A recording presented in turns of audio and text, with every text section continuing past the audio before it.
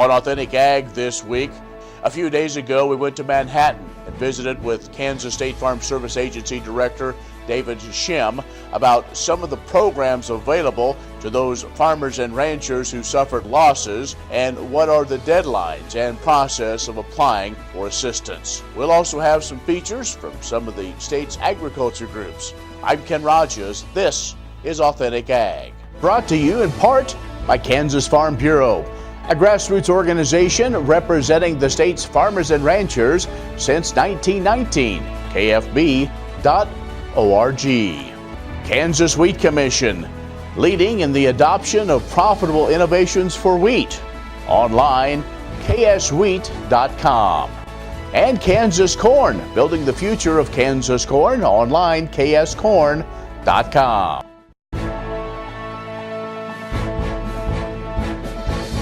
In Ag News from agview.net, Kansas corn growers intend to plant 5.7 million acres this year. That's up 5% from 2018, according to USDA's National Agricultural Statistics Service. Soybean planted acres expected to be 4.95 million acres, up 4% from a year ago. Winter wheat acres seeded in the fall of 2018 estimated at 7 million. That's down 9% from a year ago. Sorghum growers in Kansas intend to plant 2.75 million acres, 2% lower than a year ago as well. All hay acreage to be harvested expected to be 2.45 million acres. That's up 4% from last year's acreage. Sunflower producers expected to plant now 60,000 acres, up 13% from 2018. The oil varieties count for about 38,000 acres, down 12% from a year ago, but those non-oil varieties made up the balance of the 22,000 acres, up 120%. Oat intentions estimated at 135,000 acres, up 13% from last year. And canola planted acreage expected to be at 29,000 acres, down 38% from 2018. Now, cotton producers expect to plant 170,000 acres, up another 3% from a year ago. That would be a record high if realized. Now, estimates of this report based on surveys conducted during the first 2 weeks of March. And nationally, farmers expected to plant 92.8 million acres of corn this spring. That would be a 4% rise over 2018. And soybean acres projected 84.6 million acres, down 5% from a year ago. Now, the wheat planting could set the wrong kind of record this year, as nationally all wheat acres forecasted 45.8 million, down 4% from 2018. Now, if that does hold true, that would be the lowest all wheat acreage on record since 1919. That was the year that USDA began keeping track. Well, U.S. agriculture will face challenges in 2019 as slowing domestic and global economic growth rates and trade talks continue, as well as weather casts uncertainty in the short and long-term markets. U.S. commodity markets remaining focused on potential progress in the U.S.-China negotiations, as well as the ratification of the USMCA agreement, pending the removal of the U.S. steel and aluminum tariffs. Current trade disputes and global acreage moves for the crop year could ease, though, some downward pressure on prices. A slowing global economy, though, could force animal protein and dairy sectors to scale back some planned production increase as the year unfolds. Well, the latest quarterly Rural Economic Review from CoBank's Knowledge Exchange Division is indicating that as global and U.S. economic growth has slowed, those financial conditions in agriculture remain highly variable across commodities as well as regions. Stay with us. Kansas State FSA Director David Shem when we return. Agriculture information on your computer or mobile device. News and views on grains, livestock, policy, and opinions from newsmakers can be found by liking AgView on Facebook, and on Twitter, follow AgView News, a reliable and relevant source. agview.net. Ag Promo Source is a unique group of marketing specialists with one mission: help your ag business grow. Each affiliate has their own area of expertise, and they work together to bring you advice, products, and services. To get started, visit agpromosource.com. Ag Promo Source. Together we grow. Kim Mannering with Hardy Insurance. Today we will talk about employee safety and work comp coverage. On your farm, do you ask your friends to come help? Are they considered employees or neighbors helping neighbors? Did you know that you can be held responsible just as if it's a work comp accident? Give me a call. We can discuss. 316-945-6733. What if U.S. soybean oil were an industry sensation? If end users started asking for it by name? That future is here. The time is now. To meet customer demands, the Soybean Checkoff is investing in varieties that produce oil with increased functionality. A message from the Kansas Soybean Commission, the Soybean Checkoff. Progress powered by Kansas farmers. Watch Ag AM in Kansas online at agaminkansas.com.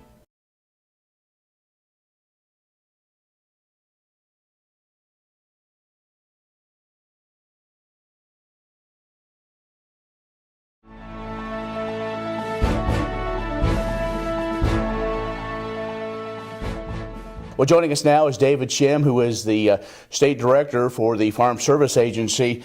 David, wanted to try to get you on and telling folks we're going to, but you've been busy and lots of things going on. And so when we're taping this, you just got back from touring some of the northeastern part of Kansas. So we'll talk about that. Then let's talk about winter. So kind of give us that status update of what do we know right now. Well, you know, as opportunity, we wanted to be able to get up there into the flooding area that's occurring here in northeast Kansas. And, you know, Ken, one of the things that really struck me is that, you know, I saw the pictures on TV and on news media there about the amount of flooding that's going on out there. And it just hits you in the heart, you know, about the devastation. Going up there and actually seeing it firsthand, that's like a gut punch. I mean, just really the devastation that our producers are dealing up with there. Water is still standing. The water has started to recede some. I think what really struck home for me, though, was that we looked at several of those fields and we see sprinklers out there that you barely see the top arches of those sprinklers. The tires are fully submerged in water out there.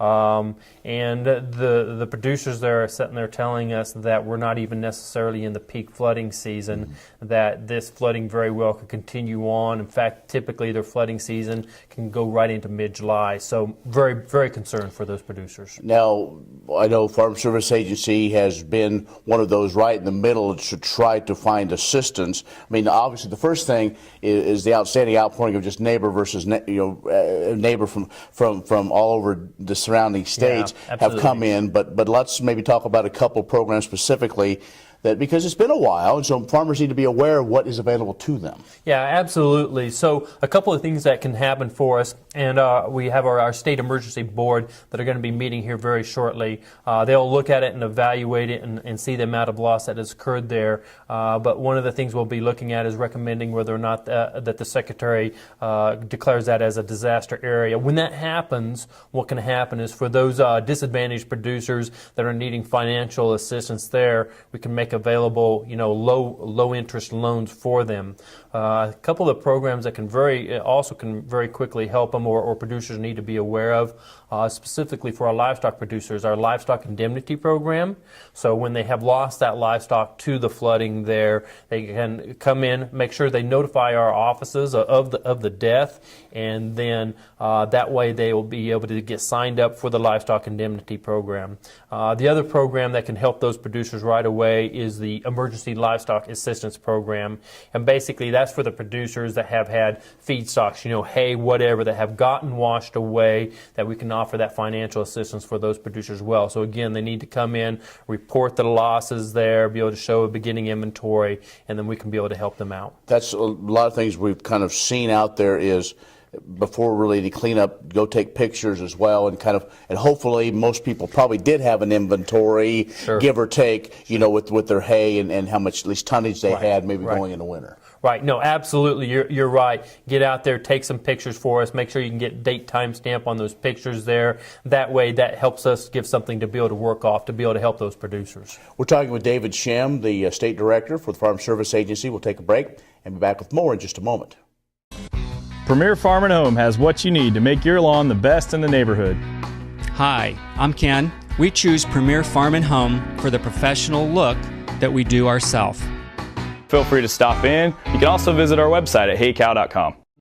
Many seed companies claim to offer the latest genetics, but how many have tested those genetics in soils just like yours? The Oldie Seed Know to Grow research program has fully tested the latest seed genetics in soils that are right in your neighborhood. The Oldie Seed Know to Grow program can recommend the best performing hybrids from technologies like Enlist, Extend, and LibertyLink that will optimize the yield and profit of every acre on your farm. Contact Oldie Seed today.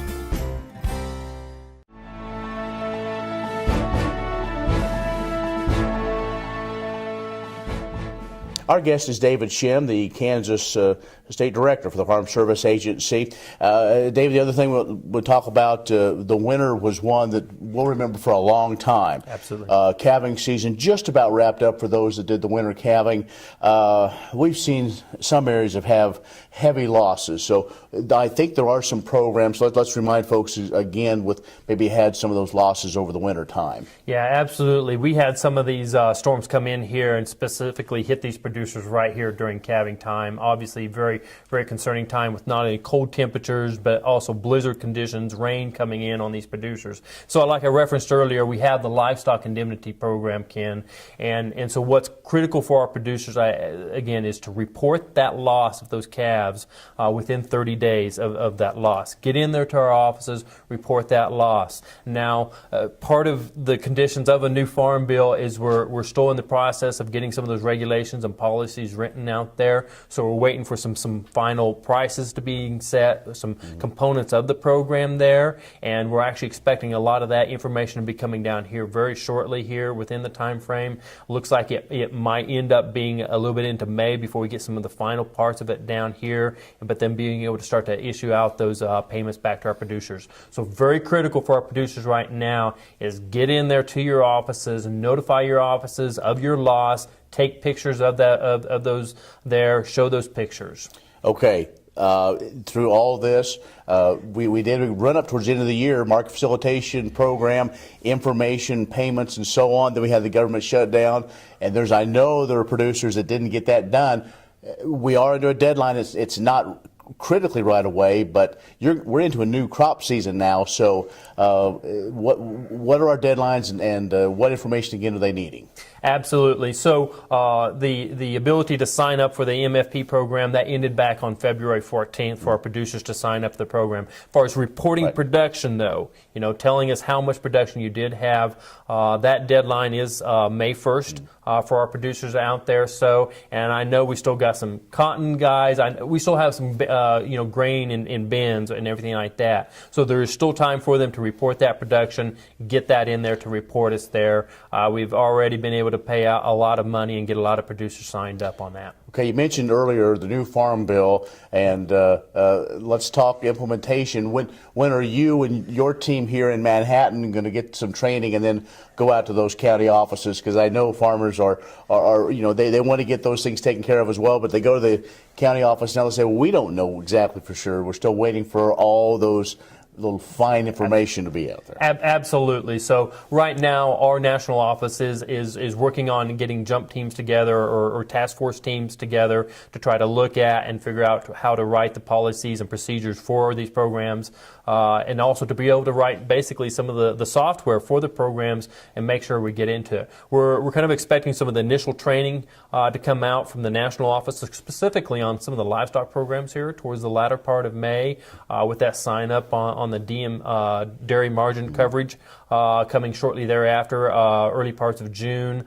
and then be able to, because obviously our dairy producers have been hurting out there and we're very concerned about them, and hopefully being able to start to get some payments out there in July. Some of the other programs, we have some later targeted sign-up dates.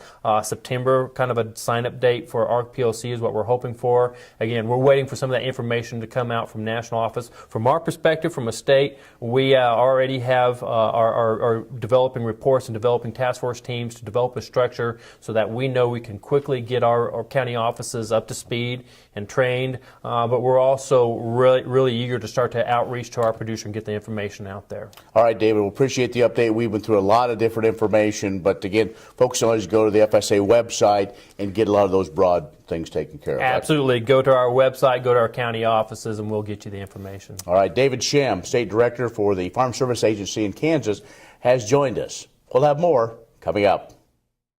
Agriculture information on your computer or mobile device. News and views on grains, livestock, policy, and opinions from newsmakers can be found by liking AgView on Facebook, and on Twitter, follow AgView News. A reliable and relevant source, agview.net. Sure Crop Fertilizers was started by my father, Don Sherman, and my mother, Shirley Sherman. Family business that started in the 80s. We predominantly focus on plant nutrients and what we can do to give growers better responses with the fertilizer dollars that they do, and what we can do to make those things work better for the grower. We're based out of Seneca, Kansas. We work with growers in their soil analysis to figure out what they need, and then we can put those in a blend that gives them the best results, and so that we can deliver that direct to their farm so that they have those nutrients where they need them, when they need them, and so that they can apply them in a manner that's very efficient to them and works well in their planting systems and what they're doing. Sure Crop Fertilizers has been around for a long time. We always say we're big enough to take care of everything you need, but we're small enough to do it quickly.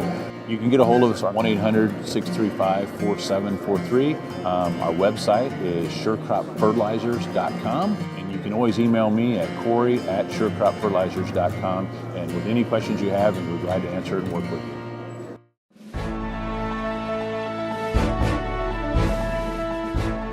During April, National Soy Foods Month, Kansas soybean farmers encourage everyone to discover simple, tasty soy foods.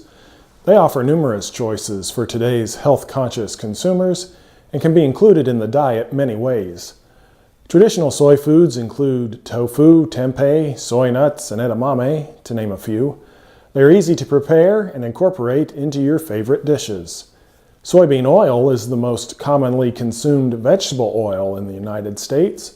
Read the label and you will find the only ingredient is soybean. Food companies develop new products containing soy protein, from veggie burgers to fortified pastas and cereals. Many recognize it as a versatile food ingredient with functional and nutritional properties that greatly enhance finished foods in all consumer categories. Products containing soy appear in nearly every aisle in the supermarket. National Soy Foods Month also is a great time to remember that animal agriculture is the largest processor of soybeans. In fact, poultry, livestock, and seafood consume nearly all the soybean meal produced in this country. That is why the Soybean Checkoff encourages consumer choices toward a balanced diet, funds research to improve both soy foods and soybean meal, and supports programs in animal agriculture. You can find more resources, including the brand new Commission-sponsored Soy Foods Guide and more than 500 recipes at kansassoybeans.org/soyfoods on the web. Kansas Corn reminds you that E15 fuel is the right choice for every kind of driver. For the car enthusiast, E15 has higher octane. For the thrifty driver, E15 is priced lower than regular unleaded. For the nature lover, E15 provides cleaner air. For the shopper who buys local, E15 has more ethanol from our Kansas corn farms. Choose E15 for a higher octane, lower price, cleaner American fuel. Message from the Kansas Corn Commission. Learn more at kscorn.com.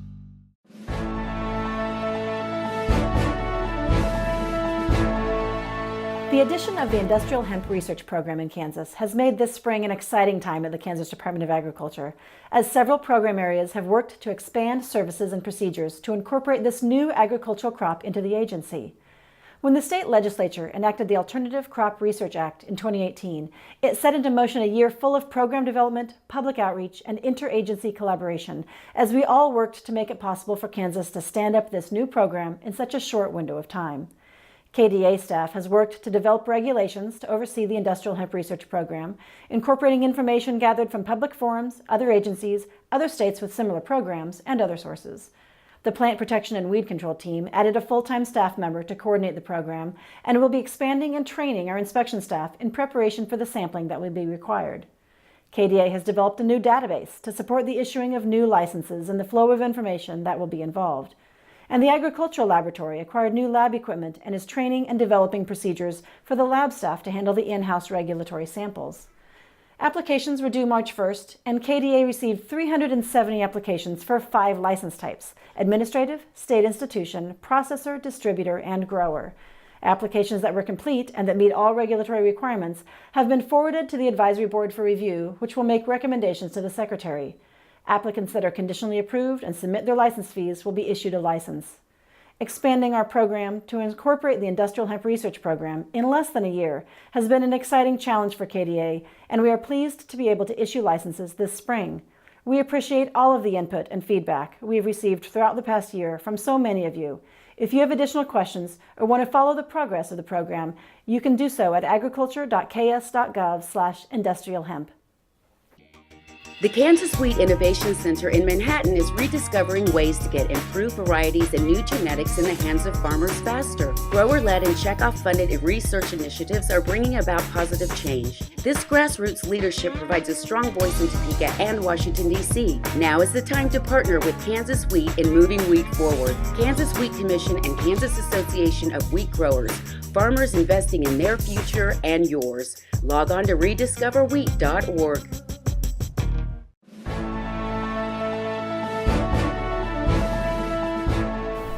12 chefs from Kansas City and California gathered in late March in Napa, California for an intense 2-day beef culinary immersion workshop. The Chekhoff-sponsored event, coordinated by the Kansas and California Beef Councils, was held at the prestigious Culinary Institute of America's Copia campus. The workshop focused on 2 areas: beef production and beef's flavor dynamics in world cuisine.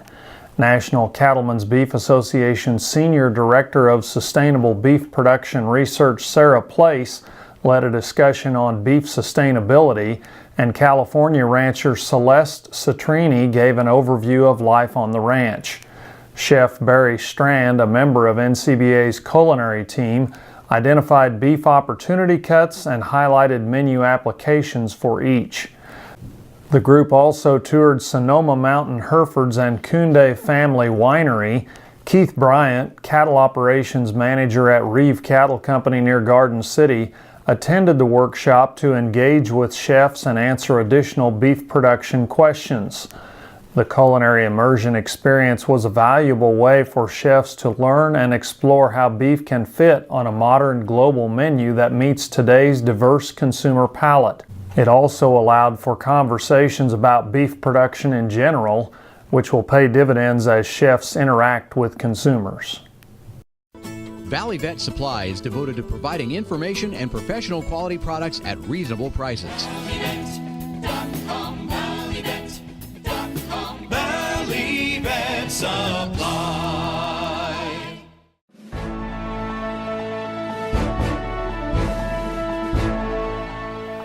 Hi everyone, Zach Otot here with Paragon Ag. The corn market is trying to find a little traction after taking a nosedive after the USDA's Planting Intentions Report was released at the end of last week. The trade was already expecting a large number of corn acres to be planted, and when the estimate came in above the range of analysts, it pretty well confirmed what many were thinking. Doing so brought new crop December corn to contract lows.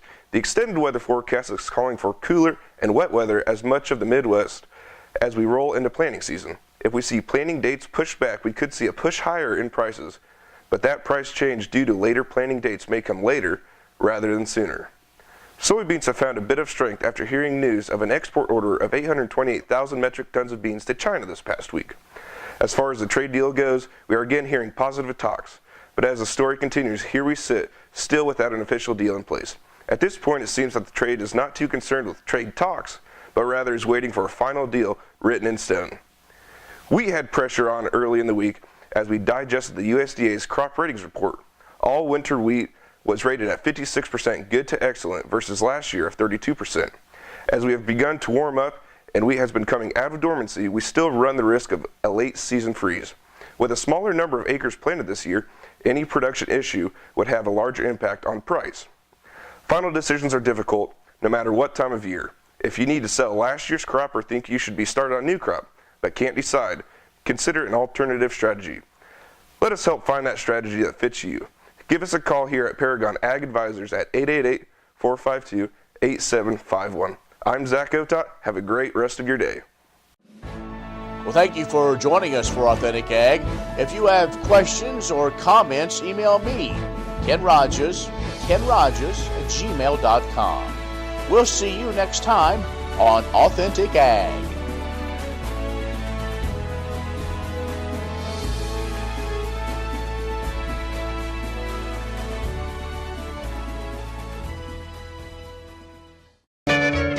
Ag Promo Source is a unique group of marketing specialists with one mission: help your ag business grow. Each affiliate has their own area of expertise, and they work together to bring you advice, products, and services. To get started, visit agpromosource.com. Ag Promo Source. Together we grow. Watch Ag AM in Kansas online at agaminkansas.com.